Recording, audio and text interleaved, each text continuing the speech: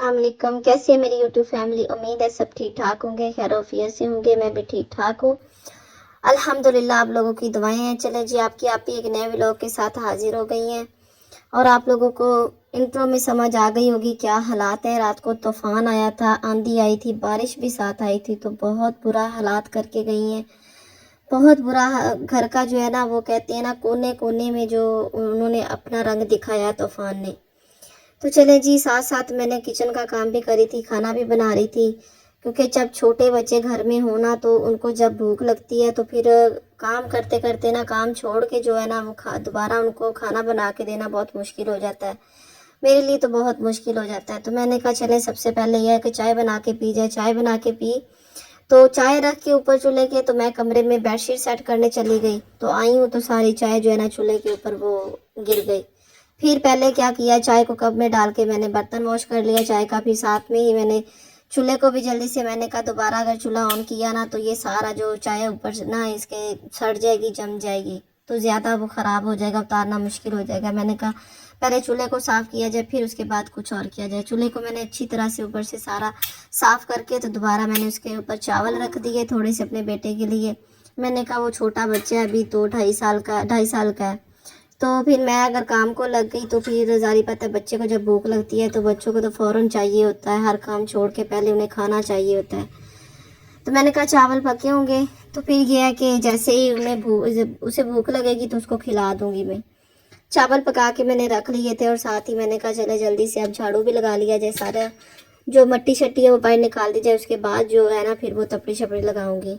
तो यहाँ पे मैंने सामान को इधर उधर कर करके, भाग दौड़ करके, तो मैंने सारा गंद निकाला, नीचे से सारी डस्टिंग वगैरह भी की। जो रात को मट्टी बहुत ज़्यादा आई थी, बहुत ज़्यादा डस्ट थी।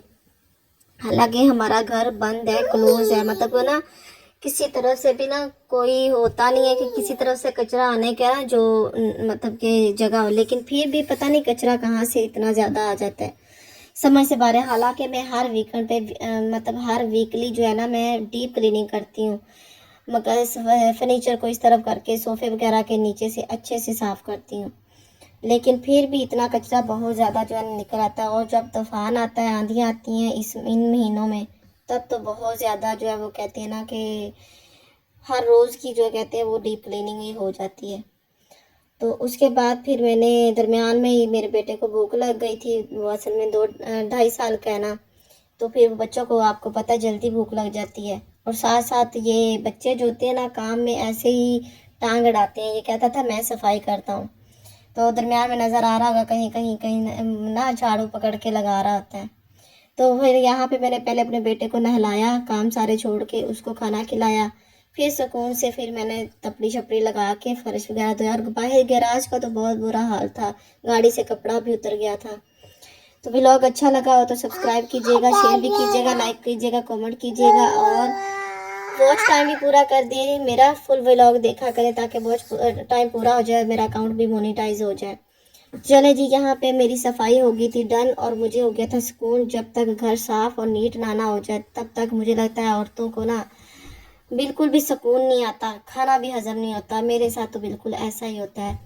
तो थैंक्स फॉर वॉचिंग। अल्लाह हाफिज़। अपना ख्याल रखिएगा, बहुत सारा दुआ में याद रखिएगा, और प्लीज़ मेरे अकाउंट को फुल वॉच कीजिए, सब्सक्राइब कीजिए ताकि मोनेटाइज हो जाए।